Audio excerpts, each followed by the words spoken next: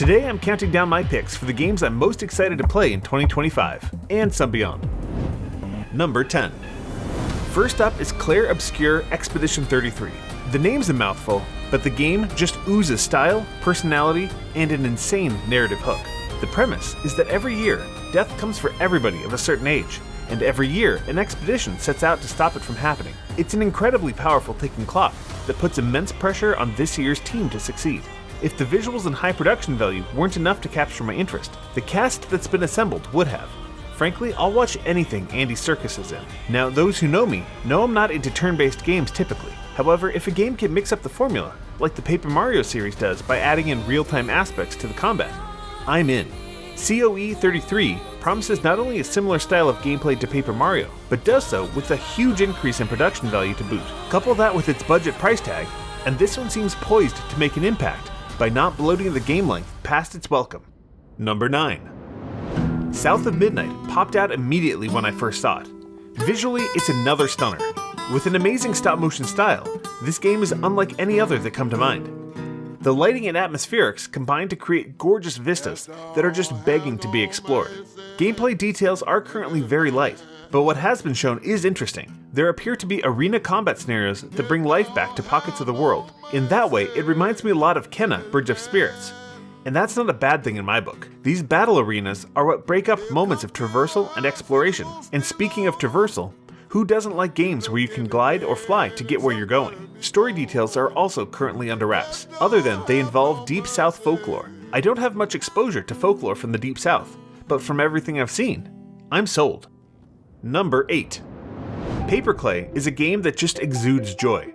Everything in the game looks handcrafted, tangible, and just so tactile. From the trailer alone, I get strong Yoshi's Crafted World, Banjo-Kazooie, Captain Toad's Treasure Tracker, and Mario Galaxy vibes, none of which are a bad thing. If you're gonna borrow elements, it's best to take them from the greats. It looks to be a small-scale platformer, which is a huge welcome compared to the many 100-hour games these days. The visuals are a treat, the music is enjoyable, and the main character has a ton of charm. What's not to like? I mean, Grant Kirkhope has even helped out with the soundtrack, and I'm always down for more Grant. The fact that it's being made by a solo developer as well is really fun to see. This one definitely has my full attention. Number 7. Balatro or Balatro was easily my favorite gaming experience of 2024. I was immediately hooked by the pick-up-and-play, poker-derived gameplay, and think it's the absolute best number-go-up game. It's perfect for short bursts or extended play sessions. I've been recommending it non-stop to my entire friend group, and was not at all surprised to see it in the conversation for Game of the Year last year. But this is a list for 2025, I hear you say. But did I stutter? An expansion has been confirmed for Balatro in 2025, promising, quote, a major gameplay update that will bring new ideas and strategies to the game. I already considered Balatro a near-perfect game, so new ideas and twists to gameplay are incredibly exciting. So regardless of the fact that Balatro isn't new for 2025, it is one of the ones I'm stoked to play more of, and that's what this list is. Put another way, I just wanted one more opportunity to sing its praises, since it's just that good. Number 6. Earthbreakers is a game right up my alley. It's a spiritual successor to Command & Conquer Renegade, created by members of the team who worked on the original Command & Conquer series. I'm a huge fan of the C&C series, and to this day, still hold monthly play sessions of Red Alert 2.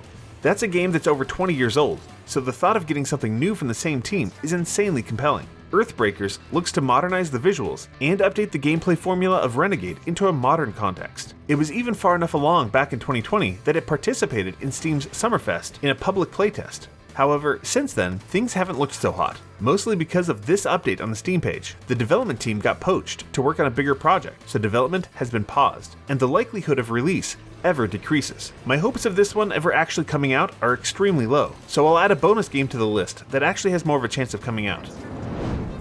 I said I want a game that actually has a chance of coming out. This is Unrecord, and despite what your initial impression might be, this is not body cam footage pretending to be a game. Yes, it really is that impressive. The developers have shown behind the scenes, demonstrating it to be fully 3D and running in real time. Frankly, they're wizards. They've combined photogrammetry with some insanely impressive post-processing and camera work to create something that looks photorealistic in many regards. What will the full game be like? How engaging will it be to actually play and not just look at? That's impossible to say at this point, but I can't wait to find out more, and hopefully one day we'll get to play it soon. Number 5. Not much is known about Intergalactic the Heretic Prophet, but that doesn't matter because the vibes here are immaculate. I immediately fell in love with the retro-futuristic world, and am already dying to know more. What's the main character investigating? Why is she so determined? Who is she hunting and why should we care? This is Naughty Dog's first game since The Last of Us Part 2, and whether or not you were somebody who enjoyed that game's story, it's hard to deny its emotional impact while playing, and for that reason alone, I'm looking forward to Intergalactic. Frankly, Naughty Dog's developers are just showing off in this trailer. The fidelity of everything shown is next level, and the way the lead character just casually tosses around cloth objects is such a flex. Not to mention her jacket interaction. Look at that. Incredible stuff. I get it, it's weird to obsess over details like this, but when the real people behind the games work so hard to push boundaries, it's worth celebrating. And this is one of those cases, in my opinion. I was incredibly skeptical of the level of detail shown off in The Last of Us Part 2 trailers, but had to eat crow when that one came out and lived up to the promised visuals and fidelity. So this time, I'll give them the benefit of the doubt, and I'm in full hype mode. Will this release in 2025? Very unlikely, but hey, a guy can dream, right? Number 4. Not much is known about Fable at this time, outside of the pedigree of its creators. It's a comedy fantasy RPG that's being developed by the same team who created the open world racing series, Forza Horizon. That may seem like an odd pairing, because it is, but what Horizon gets right more than anything else is game feel. As somebody who is neither particularly a fan of racing games, nor open world games, it seems like something I would have hated, but I couldn't put it down. I got sucked into Forza Horizon 5, and did so with a smile on my face for my entire extended playtime, because of just how much fun they were able to make driving around Mexico feel. If they can capture any of that magic again and put it into their fantasy RPG, it has the potential to seriously hook me too. They've done a great job highlighting some of the British sense of humor that they're bringing to the table, and I'm stoked to see more. Similar to Intergalactic, many commenters online didn't believe that the visuals on display could be possible in real time, but I'm remaining optimistic. Forza Horizon 5 was a drop-dead gorgeous game, so I know this team has the chops to pull off something incredible. Number 3. Slay the Spire was a surprise hit in my house. It's one of those rare games that hooked me so much that I forced my non-gamer wife to give it a shot as well. And then, 100+ hours later, she finally put down the controller. It's a game that I likely wouldn't have tried if it weren't for this channel, and that would have been a shame because it's endlessly creative, strategic, and addicting. It's a roguelike card builder that puts all choice and responsibility into your own hands. Which of the 4 characters and accompanying decks do you use? What route do you take to get to the top?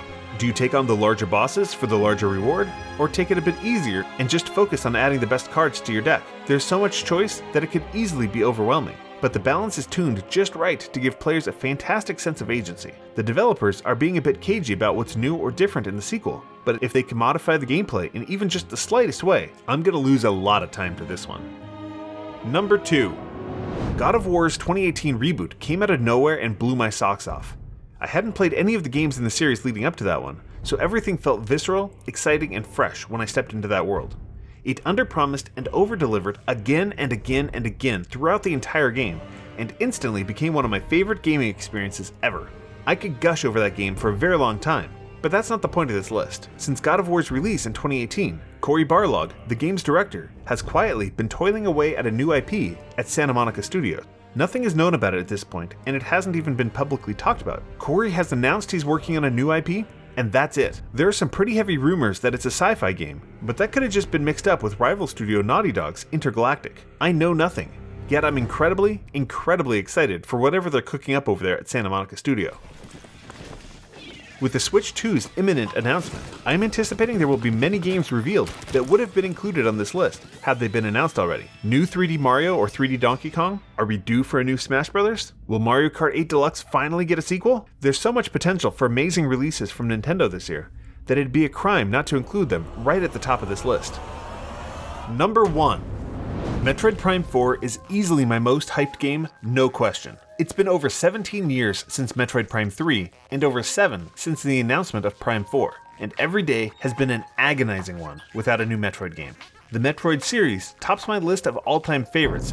Each game in the series is a masterclass at setting expectations and then finding countless ways to subvert them. Environments that begin as oppressive and inhospitable at the beginning of the game break to your will by the end. The sense of progression builds towards the end of the game to create an incredible power fantasy that, for my money, is unparalleled in all of gaming.